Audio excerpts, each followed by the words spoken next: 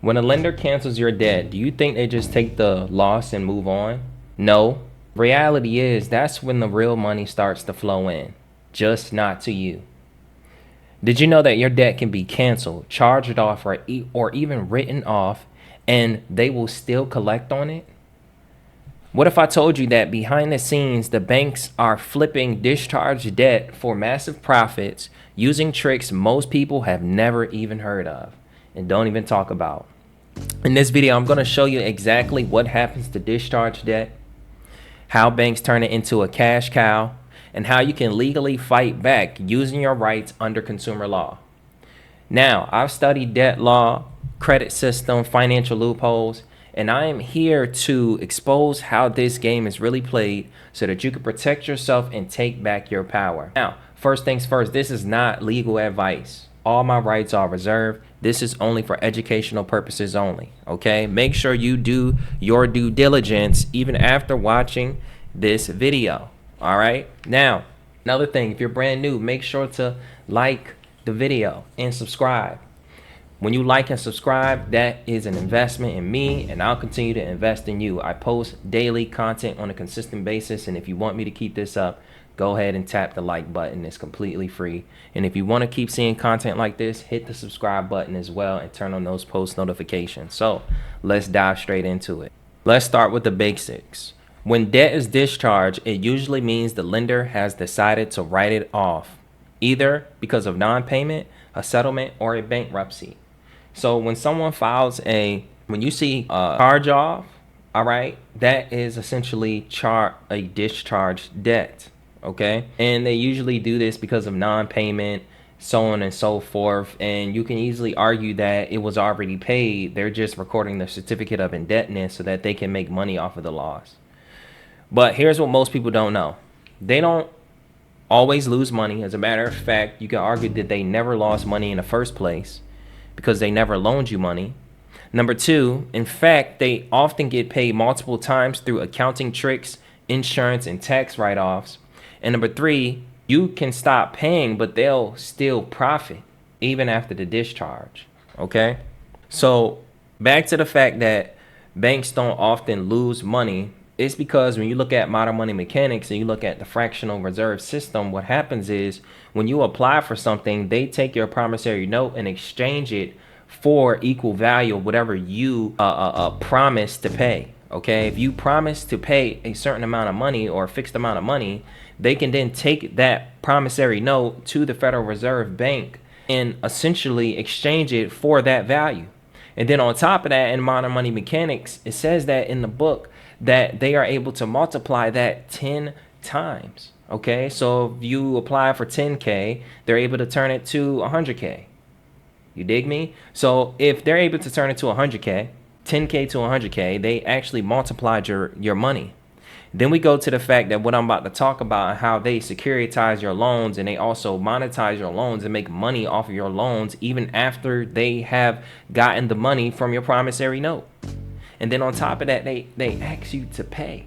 But that's just to give you a tidbit of what I'm about to dive into right now. So here's how they essentially monetize your debt, okay? First things first, behind the curtains, they do a charge off, okay? Charge offs, we see this on our credit report, and typically we think that, okay, boom, what is a charge off? We just think it's just a negative item.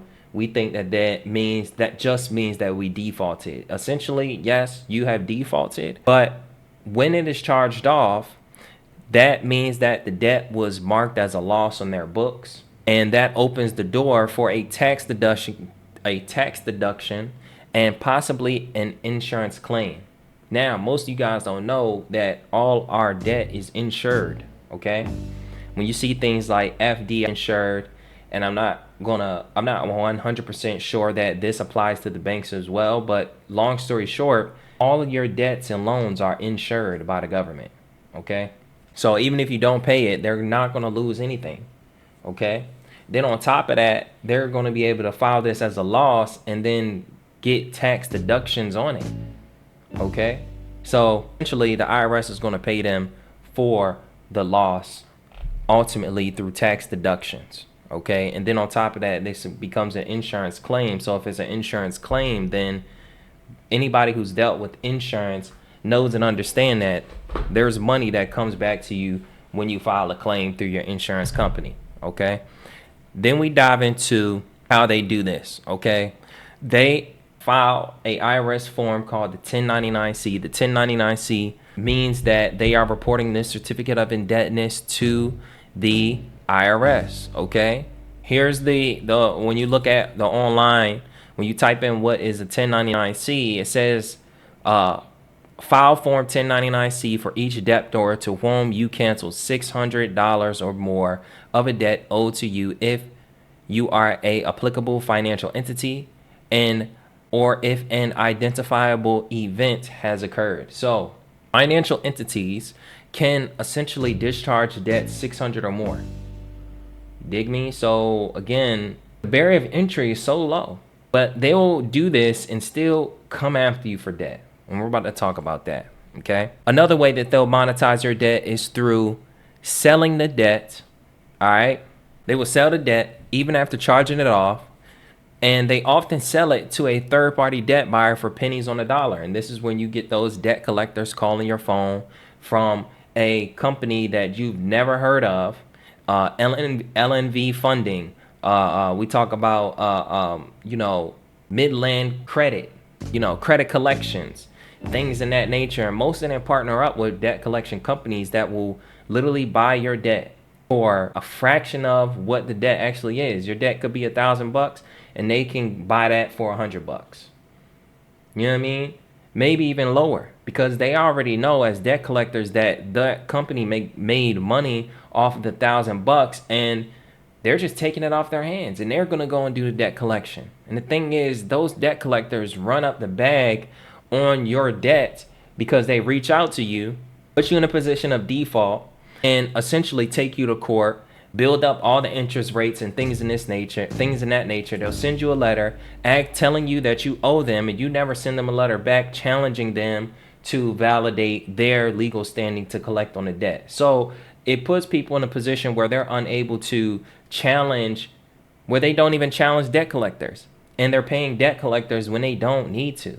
Okay, all you have to do is understand the aspect of debt validation, understand the Fair Debt Collection Practices Act, understand legal processes, and you could be able to challenge any debt collector without paying them. Okay, most times they cannot prove it. We're about to talk about that in a second. So essentially, that buyer who spent $50 on your debt, that was $1,000. They're able to try to collect on the full amount, even though it's technically has been discharged. And if it's been discharged, for those of you guys who don't know the definition of discharge means transferring from one obligation to the next. Okay? Transferring the obligation from one party to the next. If you are transferring the obligation from one party to the next, then the debt is settled. Okay? When you look at a court case, you know what I mean? And something is discharged, that means that the charge was dismissed. You know what I mean? But I digress, okay? Because this can also apply to court debt as well. Then we dive into the securitization process of this, okay? Now, in many cases, your loan or credit card was packaged into a bundle of debt sold on Wall Street as a bond. Most people don't know that. When it comes to mortgages, they sell your mortgage as mortgage-backed securities, and they're able to turn this into a financial asset. So essentially, when it defaults, investors may get paid from the insurance or credit default swaps, and the system makes money again. So not only do they sell this as mortgage-backed security that make money up front, but then they also make money when the debt defaults. Okay? It's very interesting that they sell it. Then they try to charge interest on something that they sold, okay? Not only that, all right, they never lent you money in the first place. So originally they made money when you gave them the promissory note. Then on top of that, they took that promissory note or the debt or the loan and sold it to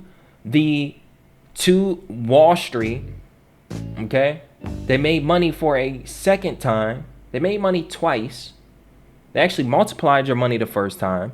Then they made money again when they sold it as a mortgage-backed security or securitized it. And then now they're trying to collect on the debt as well through interest payments. And then you pay more money in interest than you actually pay on the principal. They never disclosed that they made money off of the initial contact and after the fact that they was going to use it as a financial asset to make money. Now they're collecting on the debt.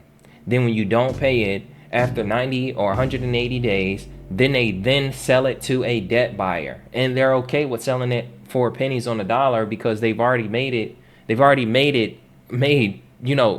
multiple times the amount that they have actually cleared to loan you. And then on top of that, they didn't even loan you nothing. They created it on the premise of you signing a promissory note and sending it to them.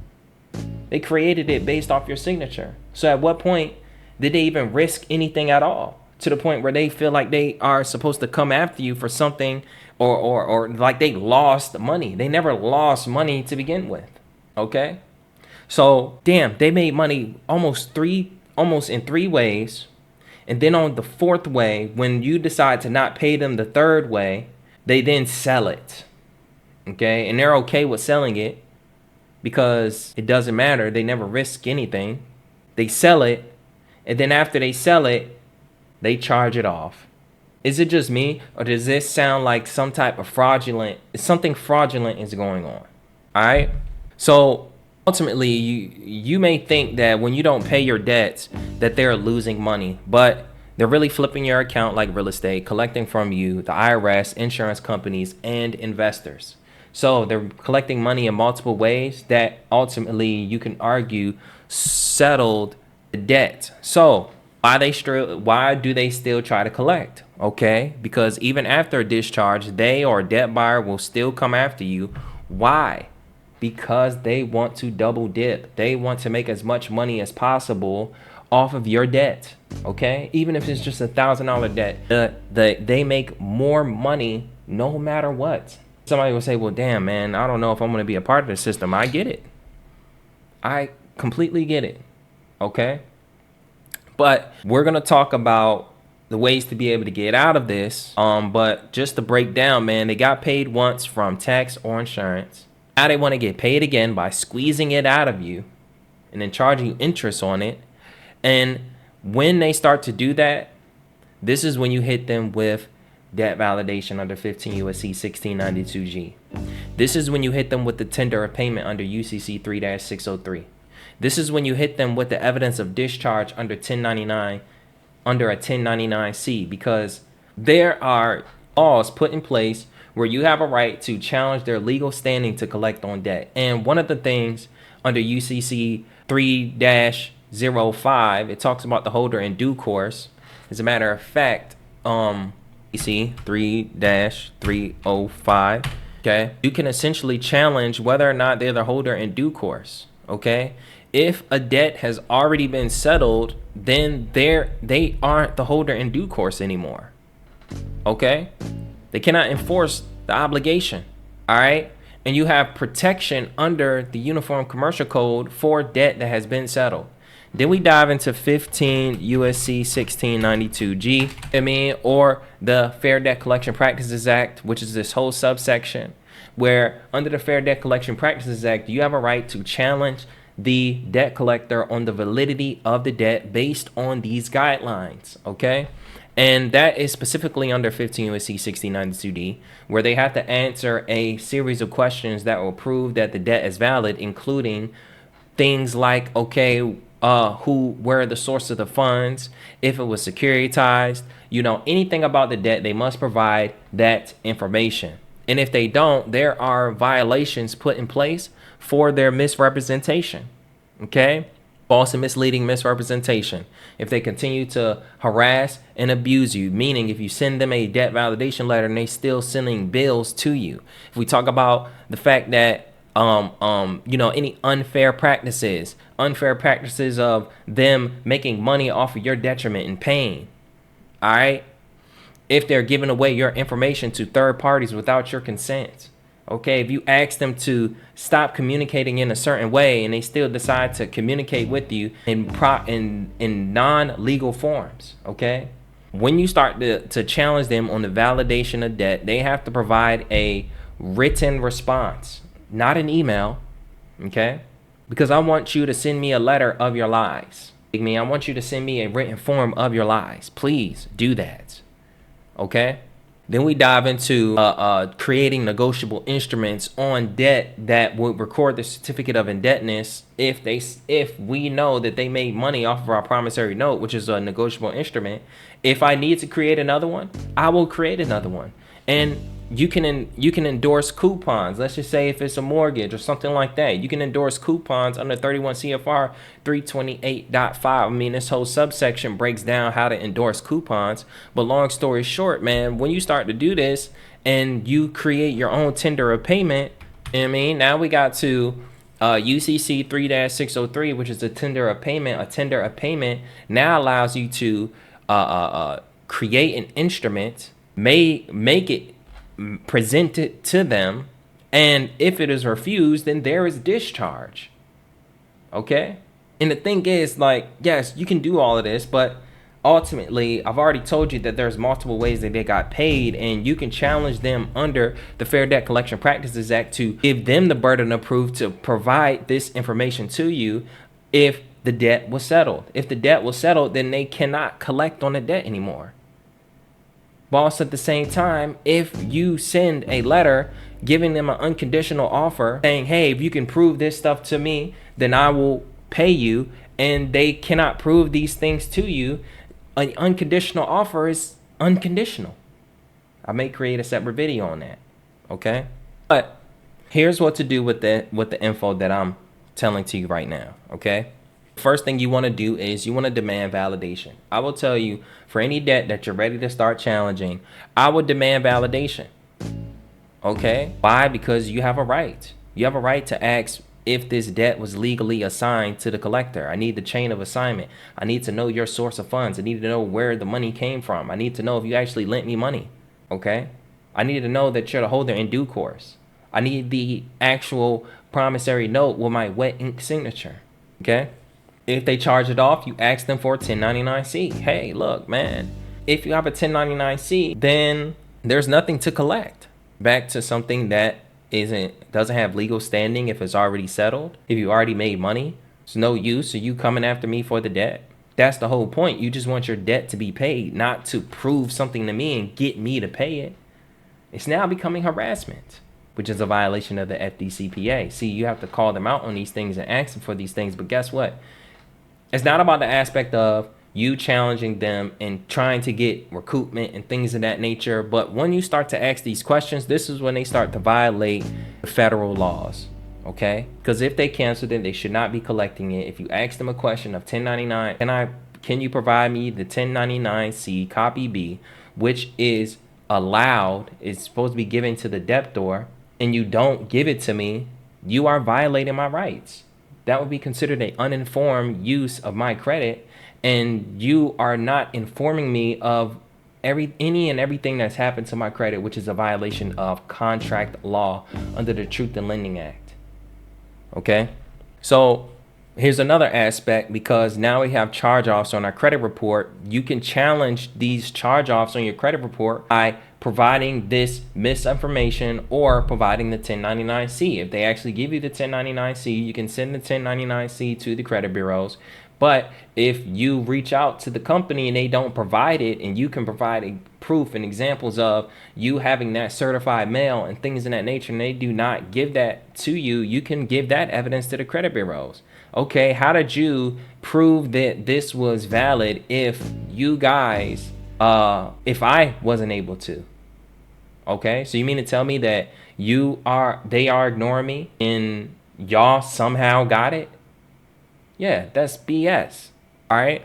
What you can also do is if they refuse the 1099-C and things of that nature, then this is when you can send a notice of tender or a remittance, or create your own promissory note, or do conditional acceptance, giving them the burden of proof to prove certain things, and if they do not, then the debt is discharged. Okay, you want to do this so that you'll have legal leverage under the E, and essentially you want to go at them utilizing the consumer laws. Okay? If it gets to a point where they continue their fraudulent practices, you may be able to sue them for damages. Okay? Because if they're collecting on the debt that's already been charged off and monetized, and you ask for the information that would prove that it was charged off or monetized and they didn't give it to you, now they're violating your rights. They're not giving you the proper disclosures that you have a right to ask for. All right? So essentially, you guys understand the back end system of discharge debt. Okay? They sell your debt initially. Okay? Not only initially, they make money off of your debt. Then they sell your debt as mortgage-backed securities or as a financial asset to Wall Street. Then on top of that, then they try to come after you for payment. Anybody who's paying debt right now, they've already made that company more than they needed to make because they've already made money initially. So when you decide to stop paying it, then they sell it to a debt collector with 4 pennies on a dollar. And then that debt collector then tries to come and harass you for a debt that they may not have legal ownership over. This is why it's important to understand the law. This is why it's important to understand different aspects of the FDCPA, the UCC, consumer law. And this is why I tell people to study consumer law 1 hour a day. Give it a chance. Give it an opportunity. Okay? Because discharged debt doesn't just disappear. Okay? It turns into an asset for someone else, and that essentially doesn't always mean that you have to pay it. That's the key. And when you really understand what is going on, you can fight back with the law on your side, but it's important for you to do your due diligence. Okay, you can watch a million of these videos, gather an understanding, but until you get to a point where it's like, damn, well, I truly know and believe this stuff, I actually went and looked up this law, and I read in that law how it said that they could not do this. And you understand that everything has to be written. Okay?